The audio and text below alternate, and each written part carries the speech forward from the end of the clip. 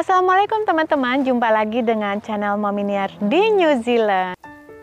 Hai teman-teman, hari ini matahari bersinar sangat cerah menghangatkan kota Auckland dan kami pun bisa pergi piknik keluar rumah menikmati hangatnya sinar matahari di musim spring ini.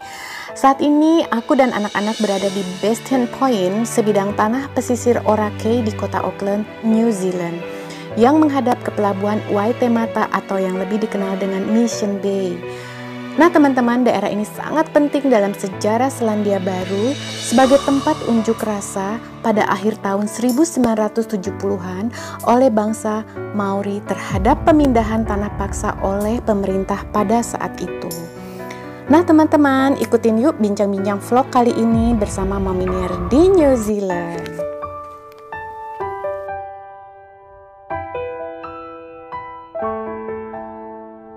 Di vlog kali ini saya ingin lebih dekat lagi dengan kalian semua dan akan lebih memperkenalkan siapa diri saya kepada kalian agar kita semua lebih dekat. Komitmen saya adalah siapapun yang sudah berkunjung ke channel saya dan sudah mensupport channel saya sudah merupakan bagian dari family atau keluarga saya, sehingga saya wajib mensupport kalian. Di video kali ini aku akan mengadakan Q&A atau menjawab semua pertanyaan-pertanyaan kalian random aku pilih dari komentar-komentar dari video-video sebelumnya. Hari ini aku ada duduk di tepi pantai namanya Mission Bay. Tempatnya indah banget, jadi sejauh mata memandang rumput hijau dan di belakangku backgroundnya adalah laut, pantai, gunung. Udaranya dingin, sejuk ya, tepatnya sejuk sekitar hari ini 16 derajat. Aku udah pakai baju berlapis-lapis, jadi biar nggak kedinginan. Oke teman-teman, kita mulai yuk. Assalamualaikum, jumpa lagi dengan Mommy Niar di New Zealand. Hai teman-teman, hari ini aku akan memenuhi janji buat kalian semua. Kita akan melakukan Q&A, menjawab semua pertanyaan-pertanyaan kalian di video sebelum-sebelumnya. Oke, kita mulai dengan pertanyaan dari Bunda Tutik, channel Bunda Tutik. Pertanyaannya adalah, hai Mommy Niar, bagaimana awal mulanya Mommy memilih tinggal di New Zealand? Kemudian, masakan Indonesia yang disukai oleh keluarga Mommy. Awal mula saya tinggal di New Zealand 2018, saya memilih untuk menemani anak-anak saya karena Rama dan Dava ingin melanjutkan sekolah dan pendidikan di New Zealand. Tepatnya Rama ya. Kemudian Rama menemani Dava sehingga mereka 2017 duluan ke sini. Tapi ternyata saya punya perasaan bahwa anak itu memang harus ditemenin, kalau enggak nanti mereka akan kehilangan figur sosok orang tua. Akhirnya saya memutuskan, saya menyusul 2018 dan saya pun pindah ke New Zealand dengan tujuan untuk menemani anak-anak saya sekolah di sini. Oke Bunda Tuti, pertanyaan selanjutnya adalah masakan Indonesia yang disukai oleh keluarga saya. Beda-beda, kalau saya jelas senangnya masakan Indonesia. Apapun yang berbau masakan Indonesia, terutama jajanan, street food, saya suka banget. Kayak somai, kayak bakso, kayak batagor. Itu my favorite food ya. Kalau anak-anak saya, Cinta, dia masakannya sama kayak saya, senangannya masakan Indonesia. Kalau Rama, sama, dia juga senang masakan Indonesia. Kalau Dava, dia lebih seneng masakan western, kayak pasta, kayak makanan-makanan orang bule ya tepatnya. Dia kurang suka masak makanan Indonesia, karena dari kecil memang dia nggak suka nasi ya, jadi nggak nyusahin saya. Oke Bunda Tuti, terima kasih atas pertanyaannya. Lanjut. Dari channel Kisah Singkat 24. Oke ya, pertanyaannya adalah, Mommy, maaf banget nih mau tanya. Maaf banget, setiap berkunjung ke channel Mommy Niar, kok nggak lihat papanya anak-anak ya? Maaf loh Mommy atas pertanyaanku ini. Oke, channel Kisah Singkat 24, nggak usah minta maaf, nggak apa-apa. Saya bersedia untuk menjawab dan ada sekitar 10 pertanyaan yang serupa, tapi nggak usah saya sebutin satu-satu. Jadi salah satu pertanyaannya seperti ini. Banyak yang menanyakan, kemana ya papanya anak-anak, mana ya papanya Cinta, kok nggak pernah kelihatan. Saya tuh ucapkan terima kasih banget, berarti kalian tuh bener-bener perhatian sama saya dan kalian tuh bener-bener dekat dengan saya dan saya pun akan menjawab. Jadi saya adalah seorang single mother. 2017 saya dan papanya anak-anak resmi berpisah. Beliau sekarang ada di Indonesia. Saya memutuskan untuk menemani anak-anak bersekolah di sini. Tadinya saya sempat menawarkan kepada beliau, bapaknya anak-anak, apakah dia yang akan menemani anak-anak, berarti saya di Indonesia. Atau sebaliknya saya yang di sini. Tapi akhirnya kita sepakat saya yang pergi meninggalkan Indonesia dengan tujuan untuk menemani anak-anak. Nggak ada masalah dengan kita ya, dan kita semua happy-happy aja kok. Kita punya kehidupan yang sama-sama enjoy. Dia dengan kehidupannya, saya dengan kehidupannya, dan dia tetap adalah bapak anak-anak saya, dan saya sangat respect dengan beliau. Apapun itu, papanya anak-anak. Jadi buat saya, ya nggak ada bekas anak ya, tetap yang namanya bapak hubungan dengan anak. Saya tugasnya adalah mendampingi anak-anak dan membimbing anak-anak agar mereka bisa menggapai apa yang mereka cita-citakan, dan mendidik anak-anak agar selalu menjadi anak yang baik, anak yang benar. Walaupun untuk perjalanan semua itu nggak mudah ya teman-teman, ya kan? Ya nggak? Ya dong. Kemudian lanjut dengan pertanyaan yang ketiga dari channel Fun Borneo. Makasih ya channel Fun Borneo. Pertanyaannya adalah, gimana sih cara tinggal di New Zealand atau cara kerja di sana gimana Bu? New Zealand menetap dan tinggal di sini ada berbagai macam cara. Salah satunya adalah dengan sekolah di sini otomatis akan mendapatkan visa student atau student visa, ya kan? Atau bisa juga dengan mengapply atau mengajukan permohonan izin tinggal di New Zealand secara resmi atau menjadi penduduk kota New Zealand yang resmi atau yang sering disebut dengan permanent resident. Itu ada caranya, bisa lihat di link pemerintah New Zealand.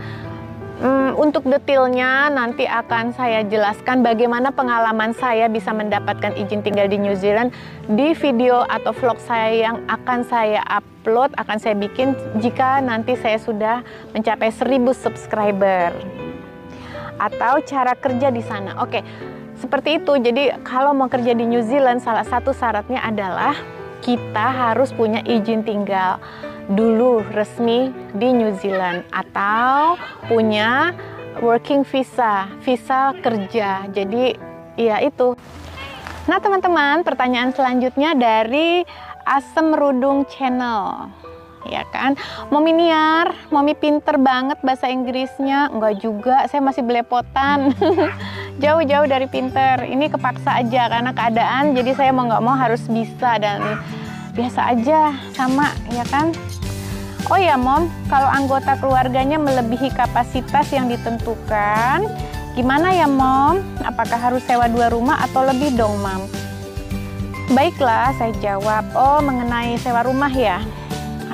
Jadi gini, ketentuan yang dikasih oleh si pemilik rumah itu memang kapasitasnya tidak boleh melebihi dari kapasitas yang sudah mereka tentukan. Jadi misalnya kayak saya, anak saya 3, jadi total 4 orang. Dengan otomatis saya akan mencari rumah yang 3 kamar karena sesuai dengan kapasitas saya. Jadi nggak mungkin saya mencari rumah dengan 2 kamar, otomatis saya akan ditolak karena mereka akan nanya dulu berapa jumlah anggota keluarga yang akan tinggal di rumah ini.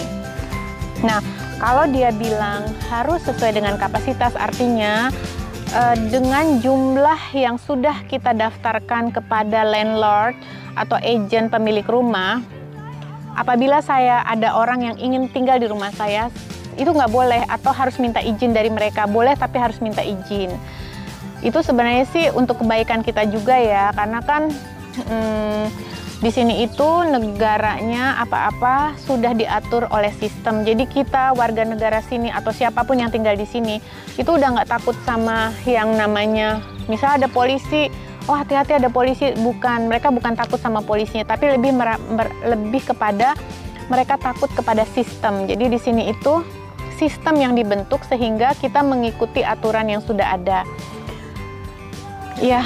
Kenapa nggak boleh lebih? Mungkin ya itu, mungkin takut kitanya juga nggak nyaman kalau rumahnya kecil. Misal saya nyewa 2 kamar, tapi anak saya 3, otomatis mungkin nanti di sayanya kan nggak nyaman juga ya. Jadi seperti itu, bukan berarti harus sewa 2 rumah, tapi kita harus menyewa rumah yang jumlah kamarnya sesuai dengan kapasitas keluarga kita.